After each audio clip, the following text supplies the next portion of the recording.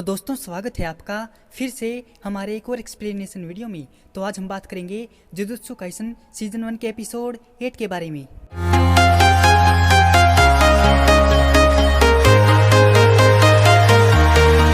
Tokyo jujutsu high में Megumi और Nobara माकी के लिए काम कर रहे हैं और पांडा क्योटो के प्रिंसिपल के साथ मीटिंग को लेकर चिंता में है। माकी पांडा को समझाती है कि गोजो सर जिस यूजी नाम के लड़के के पीछे पड़े थे वो अब मर गया है और मुझे नहीं लगता कि वह बाकी स्टूडेंट्स की जान खतरे में डालेंगे।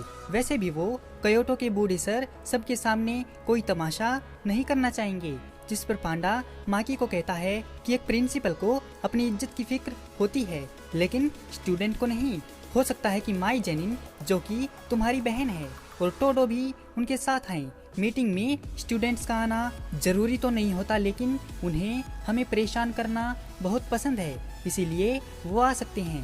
टोडो और माई जेनिन मेगुमी और नोबारा के सामने पहुंचते हैं। वे प्रिंसिपल के साथ आए थे।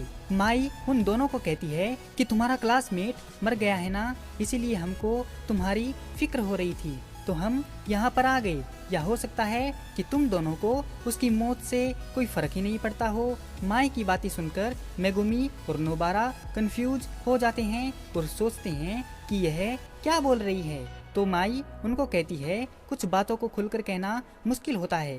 खैर छोड़ो, मैं तुमको बोल ही देती हूँ। सच तो यह है कि वो यूजी आधा शापित शैतान था। ऐसा घिनौना राक्षस तुम दोनों के साथ रहता था और खुद को जुजुत्सु जादूगर कहता था। ये बात तुमको चुभती होगी ना। अब वो मर गया है तो तुमको अच्छा लग रहा होगा ना। तभी टोडो आगे आता है और कहता है कि माई बेकार की बातें करना बंद करो। मैं बस यह देखने आया हूँ कि यह लोग ओकोत्सु की जगह लेने के लायक हैं या नहीं। फिर वह फुशिगुरो से पूछता है तो तुम ही फुशिगुरो हो ना। चलो अब बताओ तुम्हें कैसी लड़कियां पसंद हैं। इतना सुनकर वह दोनों सन्न रह जाते हैं। तो टोडो आगे बोलता है कि मुझे जवाब पसंद नहीं आया तो मैं तुम्हें मार मार कर हॉस्पिटल पहुंचा दूंगा। फिर इसके बाद मजबूर होकर ओकोत्सु या थर्ड ईयर वालों को इवेंट में हिस्सा लेना ही होगा। अब मेरी बात ध्यान से सुनो। मुझे अच्छी फिगर और लंबी टांगों वाली लड़कियां बहुत पसंद हैं। मेगुमी उसको कहता है कि मैं जिस आदमी को जानता ही नहीं मैं उससे अपनी पसंद की लड़कियों के बारे में बात क्यों करूं। तो वो मेगुमी को कहता है कि मैं हूँ Kyoto third year to-do AOE. जान पहचान हो गई ना, अब हम दोस्त हैं। अब बताओ तुम्हें कैसी लड़कियां पसंद है। किसी की यौन ख्वाहिशों से उसके बारे में सब पता चलता है। लड़कियों के मामले में जिसकी पसंद बोरिंग हो वो खुद भी बोरिंग होते हैं और मुझे ऐसे बोरिंग लड़कों से सख्त नफरत है। मैं एक्सचेंज इवेंट में बहुत खतरनाक हो जाता हूँ जिसमें घमासान मुकाबले और घातक अंजाम होते हैं। अगर मैं अपने आखिरी एक्सचेंज इवेंट में बोर हुआ तो मेरा दिमाग खराब हो जाएगा। मैं तुम पर रहम खाकर अभी सिर्फ अधमरा करके छोड़ दूंगा। जवाब दो फुशिगुरो, तुम्हें किस तरह की लड़कियां पसंद हैं। मेगुमी सोचता है कि अरे यार इसने ये क्या नौटंकी लगा रखी है। अभी इस टाइम नोबारा के पास हथियार नहीं है। बेहतर होगा कि अभी मैं लड़ाई ना करूं। फिर मेगुमी टोडो को कहता है कि मेरी उस तरह की कोई पसंद नहीं है। अगर लड़की का दिल बड़ा है तो मेरे लिए बाकी चीज कोई मायने नहीं रखती है। लेकिन एओई इस जवाब से असंतुष्ट है। वह मेगुमी से कहता है कि वह बोरिंग है और तुरंत उस पर हमला कर देता है। नोबारा उसकी मदद करना चाहती है लेकिन माई ने उसे पीछे से अपनी बाहों में घेर लिया। वह कहती है कि मेगुमी के पास कोई भी मौका नहीं है और नोबारा का कहना है कि माई उसकी बहन के मुकाबले में बहुत कम सुंदर है। टोडो मेगुमी को मारता है तो मेगुमी सोचता है कि ये वही टोडो तो नहीं है जो 1 साल पहले गेटो नाम के जादूगर के टेरर अटैक से लड़ा था, जिसने क्योटो से शिंजुकू तक भारी तबाही मचाई थी। क्या ये वही टोडो है जिसने 5 पहले दर्जे के और 1 अव्वल दर्जे की शक्ति को खत्म किया था और ये अव्वल दर्जे की शक्तियों तक अपनी शापित शक्ति इस्तेमाल नहीं करता? तो यह खतरनाक है। मेगुमी उससे लड़ने के लिए तैयार हो जाता है और अपनी शिकिगामी न्यूए और गामा को बुलाता है लेकिन टोडो फुर्ती से उन शिकिगामियों को उड़ा देता है और मेगुमी को पकड़कर जमीन पर पटक कर मारता है। जिससे मेगुमी घायल हो जाता है। तभी उनके बीच में पांडा आ जाता है और उनकी लड़ाई को रोक देता है। तो टोडो वहाँ से जाने लगता है तो वह पांडा से कहता है कि तुम्हारे आने से मैं एक्सचेंज इवेंट में बोर नहीं होने वाला और मेरी तरफ से ओकोत्सु को मैसेज देना और मुकाबले में जरूर आना। और दूसरी तरफ माई जेनिन नोबारा को गोली मारने वाली होती है कि माकी वहाँ पर आ जाती है, उसको रोक देती है और उसको कहती है कि नोबारा मेरे काम से आई थी पर तुम यहाँ पर क्या कर रही हो।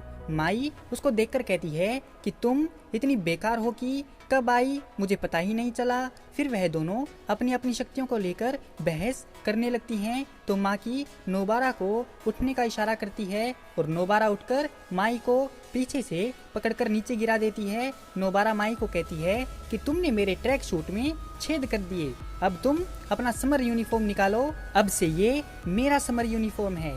तभी वहाँ पर टोडो आ जाता है माई को लेने के लिए ताकि टोडो अपनी फेवरेट पॉप आइडल तकाता चान से मिल सके। जैसे ही वे चले जाते हैं माई नोबारा को धमकी देती है और कहती है याद रखना एक्सचेंज इवेंट में तुम्हें मैं इतनी आसानी से नहीं छोड़ूंगी। तो नोबारा कहती है कि तुमने नहीं, मैंने तुम्हें छोड़ा है, अपनी यूनिफॉर्म यहीं छोड़कर जाओ। तो माकी उसको कहती है कि अरे बस करो बेवकूफ, यहाँ लड़ाई करके हारने जीतने का कोई फायदा नहीं है, हम इन्हें एक्सचेंज इवेंट में देखेंगे। इसके बाद नोबारा और माकी शोको के पास जाने लगते हैं और रास्ते में बातें करते हैं। तो नोबारा को पता चलता है कि माकी को चश्मे के बगैर शापित आत्मा नहीं दिखती और माकी शापित शक्ति का इस्तेमाल नहीं कर सकती। यही कारण है कि वह शापित हथियारों का इस्तेमाल करती है। नोबारा माकी से पूछती है कि वह जुजुत्सु जादूगर क्यों बनी। तो नोबारा को पता चलता है कि वह अपने परिवार को नाराज करना चाहती है। और दूसरी तरफ हम देखते हैं कि प्रिंसिपल गाकू गंजी यागा का इंतजार कर रहे हैं। तभी वहाँ पर साटोरू गोजो आ जाते हैं और कहते हैं कि प्रिंसिपल यागा थोड़ी देर बाद आएंगे। गोजो उनके सामने जाकर बैठ जाता है और उनको उस दिन के लिए शुक्रिया कहता है। गाकुन गंजी कंफ्यूज में है कि गोजो किस दिन के लिए धन्यवाद कर रहा है। तो गोजो उनको बताता है कि मैं यूजी को वहाँ पर भेजने और उसको मरवाने के लिए शुक्रिया कह रहा हूँ। आप सीनियर काउंसलिंग के हेड हैं तो आप उस मामले में शामिल थे ना। प्रिंसिपल कहता है अरे बाप रे, यह आजकल के नौजवान तो बुजुर्गों को कोई इज्जत देना जानते ही नहीं। तो गोजो उनको कहता है कि इतनी इज्जत तो मैं अपनी दादाजी को भी नहीं देता, ये आजकल के बूढ़े लोग अपने आप को बड़ी तोप समझते हैं, मुझे बड़ा गुस्सा आता है। तो वहाँ पर खड़ी मीवा उनको कहती है कि आप इनसे ऐसे बात नहीं कर सकते, नहीं तो मैं आपकी शिकायत सीनियर्स मेंबर से करूँगी। तो गोजो उसको कहता है अरे शिकायत करनी है तो कर दो, वैसे भी मुझे यहाँ बैठने का कोई शौक नहीं है। इतना सुनते ही मीवा गोजो पर लट्टू हो जाती है। गोजो प्रिंसिपल को बताता है कि कल रात को मेरे ऊपर अव्वल दर्जे की शक्तियों ने हमला किया था। हैरानी की बात तो ये है कि वो बात भी कर रही थी और हो सकता है कि उनके और भी साथी हों जो उसके जैसे ही शक्तिशाली होंगे, पर सिर्फ हमारे दुश्मन ही नहीं, हकारी, ओकोत्सु और आपका टोडो। पिछले कई सालों में हमारे बहुत सारे स्टूडेंट भी शक्तिशाली बन गए हैं और पिछले साल गेटो सुगुरु ने वो हमला भी किया था और अब तो हमें सुकुना का वेसल भी मिल गया है। आपने जिस शक्ति के तूफान को सालों से अपनी घटिया रीति रिवाजों से रोक रखा था वह अब इतना ताकतवर बन गया है कि अब उसे और नहीं रोक पाएंगे। अब जो शक्तियाँ सामने आएंगी हम उनको बिल्कुल भी नहीं रोक पाएंगे। और अगर आपको लगता है कि मैं आपके खिलाफ खड़ा होने वाला हूँ तो आपको बहुत बड़ा झटका लगने वाला है। प्रिंसिपल उसको कहते हैं कि तुम अपनी हद पार कर रहे हो गोजो। तो गोजो उनको कहता है कि अरे मैं तो आपकी बातों से डर गया, मैंने जो आपको कहना था मैंने कह दिया, अब मैं चलता हूँ, बाय। जाते जाते गोजो कहकर जाता है कि प्रिंसिपल यागा यहाँ पर 2 घंटे के बाद आएंगे। प्रिंसिपल मीवा को चाय के लिए बोलता है लेकिन वह गोजो के साथ सेल्फी लेने के लिए भाग गई।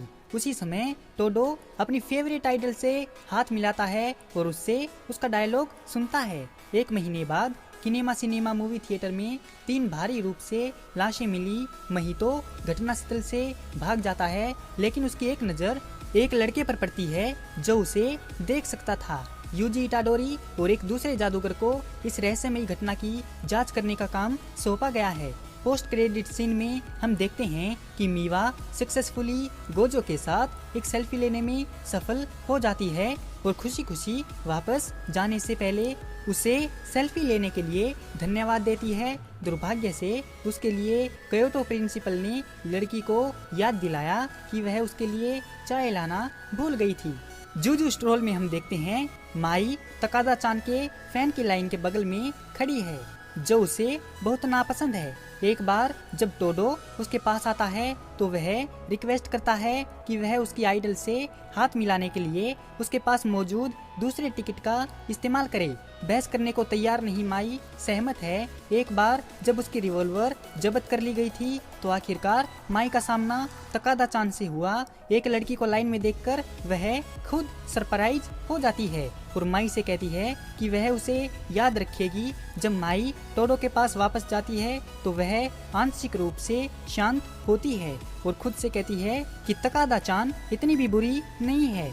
इसी के साथ यह एपिसोड यहीं पर खत्म हो जाता है। तो दोस्तों कैसी लगी आपको जुजुत्सु काइसन सीजन 1 के एपिसोड 8 की यह एक्सप्लेनेशन वीडियो? अगर आपको यह वीडियो पसंद आई हो तो इस वीडियो को लाइक और हमारे चैनल को सब्सक्राइब जरूर करें। आपका हमारी वीडियो देखने के लिए बहुत बहुत धन्यवाद और शुक्रिया।